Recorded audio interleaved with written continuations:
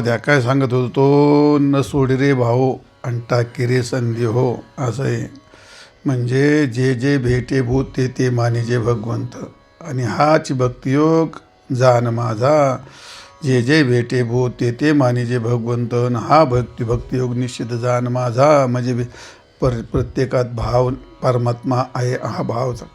तुकाराम महाराजांनी एका नाटक म्हणले काय, भांडवल गाठी तरी विश्वास. हा नारद महर्षीने असं म्हटलंय, तुम्हाला जे जे करायचं त्याच्यामध्ये काय पाहिजे, श्रद्धा म्हणजे भाव. तुमचा भाव आहे तो. श्रद्धा पूर्वा सर्वधर्मा मनोरथ फलप्रदा, श्रद्धया साध्यते सर्वं श्रद्धया तुष्यते हरिः. भक्तिर्भक्त्यैव कर्तव्या तथा कर्माणि भक्तितः, कर्माणि श्रद्धाहीनानि न च सिद्ध्यति द्विजोत्तमः. जे काही आहे त्याच्यामध्ये श्रद्धा म्हणजेच भाव ही गोष्ट पाहिजे. म्हणजे श्रद्धापूर्वक आचरले सर्व धर्म योग्य फळ देऊ शकतात. श्रद्धापूर्वा सर्व धर्मा मनोरथ फलप्रदा, श्रद्धेने केले सर्व कर्म तुम्हाला फल देऊ शकतात. आणि श्रद्धया साध्यते सर्वं श्रद्धया तो, श्रद्धेने सर्व श्राद्ध होतं, साध्य होतं. आणि श्रद्धेनेच भगवान प्रसन्न होत. श्रद्धया तुष्यते हरिः, भगवान श्रद्धेनेच प्रसन्न होतात. भक्त्याैव कर्तव्या, भक्ती ही श्रद्धेने करावी. तथा कर्मानी भक्तितः, कर्म हे सगळे श्रद्धेने करावेत. कर्मानी श्रद्धाहीनानी, आणि जर श्रद्धाहीन होऊन जर त्यांनी कर्म केले तर न सिद्ध्यति द्विजोत्तमा. तिने भाव सोडून जर ते केलं तर त्याला काही प्राप्त होत नाही. आणि म्हणून 9व्या अध्यायामध्ये म्हटलं, 3रा श्लोक आहे, अश्रद्धधाना पुरुषा धर्मशास्य परंतप, अप्राप्य माम निवर्तन्ते. म्हणजे अश्रद्धाना पुरुषा, अश्रद्धा याचा अर्थ भाव सोडून. अश्रद्धाना पुरुषा अश्रद्धाना पुरुषा धर्मशास्य परंतप माम अप्राप्य, ते मला प्राप्त होत नाहीत. आणि मृत्यूचक्रामध्ये पुन्हा अश्रद्धया हुतं दत्तम, श्रद्धे वाचून दिलेलं दान. अश्रद्धया हुतम म्हणजे अश्रद्धेने केला यज्ञ, आणि अश्रद्धया दत्तम म्हणजे अश्रद्धेने दिलेलं दान. दत्तम म्हणजे आणि तपम तपास्तप्तम कृतञ्च यत् असतिति उच्यते. अश्रद्धेने केलं तप, अश्रद्धेने केला जप, अश्रद्धेने केला यज्ञ, अश्रद्धेने जे जे काय केलं असतिति उच्यते, त्याला असत म्हटलं जातं. म्हणून पार्थ न च तत्प्रेत्य नोह्य, त्याला इथंही काही प्राप्त होत नाही आणि त्याला मेल्यावरही काही प्राप्त होते. म्हणून न सोड रे भाऊ, तो भाव टाकू नको. आणि काय पुढे काय, न सोड रे भाऊ आणि टाकी रे संध्यो. मग त्यात संशय मात्र घुसू देऊ नको बा. काही जरी झालं तर तो संशय मोठा वाईट असतो. म्हणजे संशयाहुनी थोर अनेक पाप नाही घोर, आणि हा विनाशाचे वाघोर प्राणी अशी.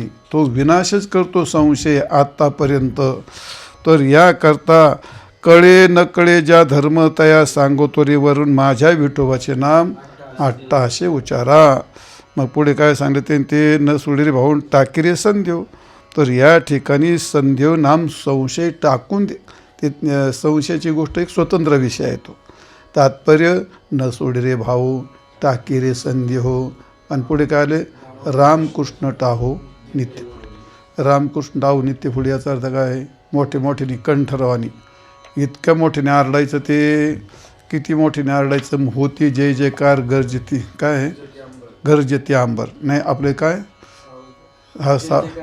जय जयकार गर्जत असे. तर जय जयकार का करायचा, मोठ्याने का आरडायचं, ते लोकांना काय येड लागलं आहे काय, शांततेने करावं. सगळ्या ठिकाणी शांतता चालत नाही आणि सगळ्या ठिकाणी आरडून पण चालत नाही. कळे न कळे ज्या धर्म सांगतो त्या सांगतो रेवर. तुकाराम महाराज म्हणजे तुम्हाला जे कळतं त्यांनाही सांगतो आणि ज्यांना कळत नाही त्यांना पण सांगतो. कळे न कळे ज्या धर्म, हां सांग. तया सांगतो हे वर्म, त्यातलं एक बारीक वर्म सांग. काय म्हटले ते, माझ्या विठोबाचे नाम 88 उच्चारा, म्हणजे मोठ्या मोठ्याने आरडा तुम्ही. का होतो जय जयकार गर्जत आंबरण मातले वैष्णव विररे, आणि हाका अरुळ्या गीत वाद्य सुख सोहळे जे जे जाय हे नकळे केव्हा रजनी दिवस, गर्जती आंबर हे का नाही अरे, गर्जती नामावळी रे, असं अनेक प्रमाणात आले. तर ते का मोठ्याने आरडून करायचं ते, तर त्याच्यामध्ये अनेक हेतू असतात. ज्यावेळी मनुष्य मोठ्या कंठरावर नामस्मरण करतो तर त्या कालामध्ये शास्त्र त्याला सांगतं माणसाची उत्कटता वाढते. मोठ्याने आरडला का त्याची भावना वाढते, पहिली गोष्ट. दुसरी गोष्ट काय आहे, मग त्याच्या भावनेमध्ये काय निर्माण होतं, तीव्रता. तुम्ही आक्रोश जर केला तर ताकद लागते का नाही. मग जर मोठ्याने आरडला, मोठ्याने कंठरावाने जर त्यांनी 8 तास जर केला, टाहो फोडला, टाहो फोडल्याच्या नंतर जशी त्याची आईजवळच असते मुलाच्या, पण ते मोठमोठ्याने आरडतं. मग मोठे आरडल्यामुळे काय होतं, ती काम टाकून त्याला घेते. तसा परमात्मा हृदयात जरी असला, जवळ जरी असला, तरीसुद्धा कंठरावाने केल्यानंतर काय होतं, ती तीव्र भावनेने परमात्मा लवकर प्राप्त होतो. म्हणून त्याच्यामध्ये तीव्रता निर्माण होते. मोठ्याने नामस्मरण केल्याने काय होतं, ते तीव्रता निर्माण होते आणि जिज्ञासा तयार होते माणसाची, तळमळ दिसते माणसाची. म्हणजे त्या भजनामध्ये काय ते तळमळ तयार होते, तीव्रता तयार होते, जिज्ञासा होते. आणि हे करत असताना त्याला कोणत्या विषयाचं ध्यान होत नाही. सगळी इंद्रियाचे एकीकरण होतं ना, सगळी शक्ती एक कुठून आरडत होतो. मग त्याला काय विक्षेप होईल का, काय तो विक्षेप पण होत नाही त्याला. आणि म्हणून एकाग्रता आपोआप येते. आणि म्हणून कोणत्याही प्रकारचं त्याचे जे बंधनं आहेत ते बंधनं प्रवेश नाही करू शकत. तो जप करायला लागला, काही डोक्यात विचार येतील, काय भरोसा नाही त्याच्या. असा वाचित असला मनात तर काय वाजन आणि कोणीकडं पाहिलं, कोण संग बोलू वाटेल त्याचा भरोसा. पण मोठे आरडायला लागलं ना, सगळी इंद्रिय शक्ती एकत्र जाते ती, आणि त्यामुळे त्याच्यात कोणताही विक्षेप होत नाही. आणि म्हणून रामकृष्ण टाहो नित्य, म्हणजे नियमाने रोज गळ्यात विणा घालायचा, डोंगरात जायचं, मोठे गाऊ नाचू विठो तुझा करू अनुवाद, बस जिकडे मोठ्यानी असं ते. म्हणून मुद्दा काय सांगितलं, रामकृष्ण टाहो नित्य पोटी. पुढे काय, जातवीत गोत कुळशीळ मात, भजे का त्वरित भावनायुक्त, जातीचं मध्ये दुकान मांडू नका. जात वीत गोत कुळ हे सगळं काय करा, भगवत भक्ती करण्याकरता कोणत्याही प्रकारचं तुम्हाला, ज्याला तिथं काय म्हणतो आपण, ते भागवतामध्ये 10 गुण सांगितलेले आहेत. ते 10 गुण काय करतात माणसाला, ते लोकांमध्ये शास्त्रामध्ये ज्यांना श्रेष्ठत्व असतं ते भगवंताला संतुष्ट करण्यास समर्थ होत नाहीत. कोणते 10 गुण असतात, पहिलं असतं वित्त. माणूस कुठं परमार्थापासून कुठते, एक दिवस तुम्हाला सांगितलं होतं ते, काय सांगितलं होतं ते, अहंकारम बलंदर्पम कामम क्रोधाचे परिग्रहम. ते परिग्रह काय करतो माणसाला, नाही परमात्म्यापासून विमुख करतो. तसं वित्त काय करतं माणसाला, भावनेपासून, भक्तीपासून आणि ह्या परमार्थापासून काय करतं, ते विमुख करतं. ते म्हणजे पहिलं वित्ताला समाजात महत्त्व आहे. पण वित्त श्रीमंतीचा अहंकार जर भजनात आला तर तो बंधक होतो. आणि त्याचा उच्च कुळात जन्म झाला, मी फार उच्च कुळातला जन्म झालेला आहे असं जर म्हटलं तर मग ते कुलशील जातीउत्तम भक्ती म्हणले त्याला. म्हणजे उच्च कुळ हे बंधक आहे, फार सौंदर्य आहे, समाजात त्या सौंदर्याला मान असतो.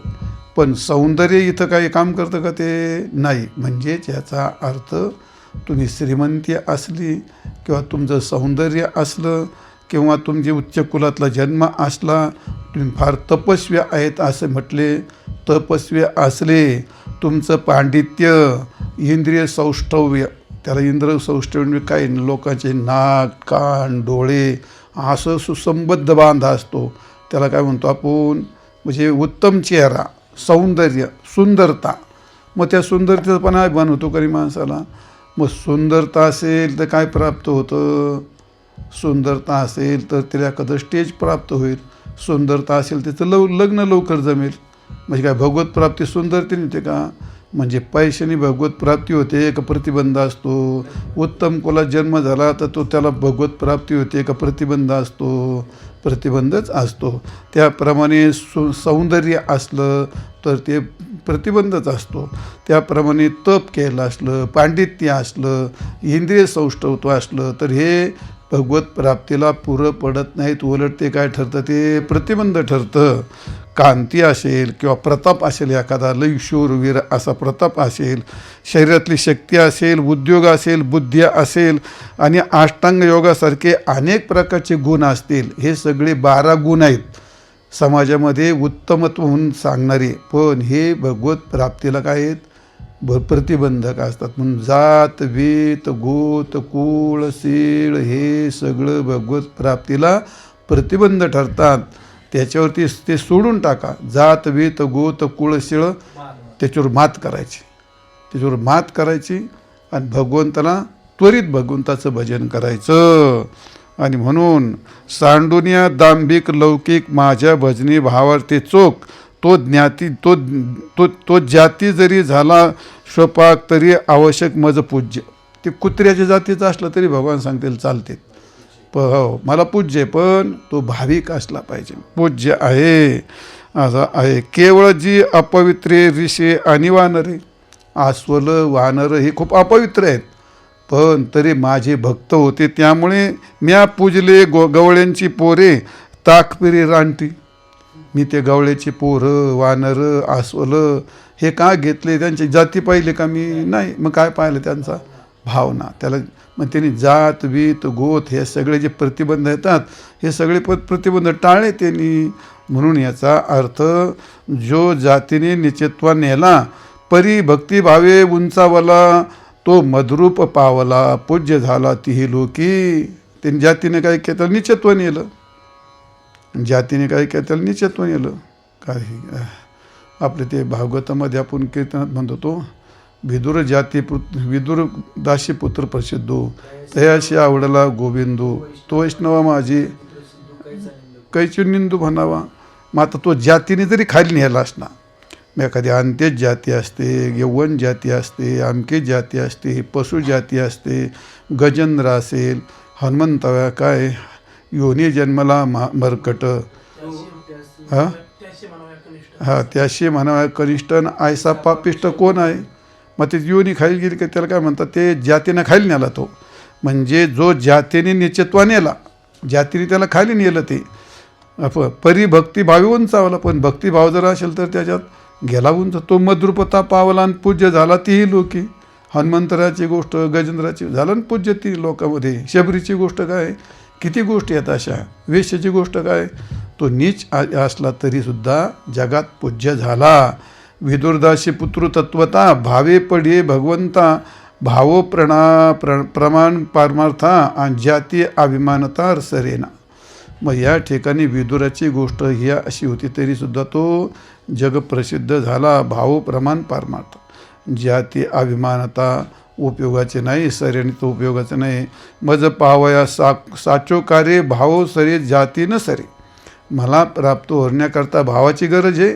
जातीचं दुकान काही तर म्हणून जाती उत्तम भक्तिहीन तो वैष्णव नव्हे जाण, अथवा खरी उत्तम भजन तेने वैष्णव पण त्या नाही. भागवतामध्येच आलेली ती ओवी असं आहे. गुरुशिवानी मनुष्यपण काय शाळीग्राम आणि पाषाण, गुरुशिवानी मनुष्यपण काय आणि वैष्णवमानी जातीप्रमाण. आणि तो अधम जाण सर्वथा. वैष्णवाच्या बाबतीत तुका म्हणी यातीन होका त्याची भलते. जातीचं दुकान काय? यातायाती धर्म नाही विष्णू असं आलं आहे बरोबर. आणि म्हणून या ठिकाणी मज पावया साचो कार्य भाव सरे जाती न सरे. या लागी आगव्यांची धुरेन म्या वनचरे उद्धरिली. भलता हो भलते जाती त्याशी माझी भावार्थ भक्ती. तोच जानपा पवित्र मूर्ती आणि माझी प्राप्ती मत भजने.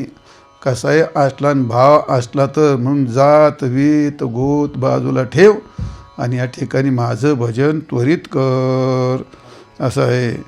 तर त्या ठिकाणी अंगीकार ज्याचा केला नारायण ते निंदिती त्याने काय केले तर वंदे केलेत. म्हणून जात वीत गोत कुळ शीळ मात सगळं बाजूला ठेवून दे आणि काय कर, आले हो संसारण उठीवे करा. नाही शरण जा उदारा पांडुरंगा, देह काळाचे धन कुबेराचे, असं करून सगळं टाकून द्या. म्हणून मग त्याला काय म्हणतात, हे जात वीत गोत कुळ शिळ मातन पुढे काय, भजे खा त्वरित भावनायुक्त. भजे खा नाही, भजे काय येते, पण त्या शुद्ध कशाला भजे खा म्हणतात ते त्याला. त्वरित खा ते बी भजे. त्वरित भजे खा त्वरित भावना इतकं. एक तर भजे ते काय काचं तो खा करतो, आणि त्वरित मिळता तर तुरीत करतो, म्हणजे तुरीत बसून भजे लवकर खा, असा नाही त्याचा अर्थ. आणि मग याचा अर्थ तातडीने परमार्थ करा. परमार्थ कसा करायचा, त्वरित, याचा अर्थ काय करायचा, तातडीने, क्षणभंगूर नाही भरोसा. म्हणून तातडीने करी म्हणून तातडी, साधरी ती घडी सोनियाची. ज्याला क्षणाक्षणाला परमार्थ करता येतो त्याचा तो क्षण काय आहे, चिंतने चिंतने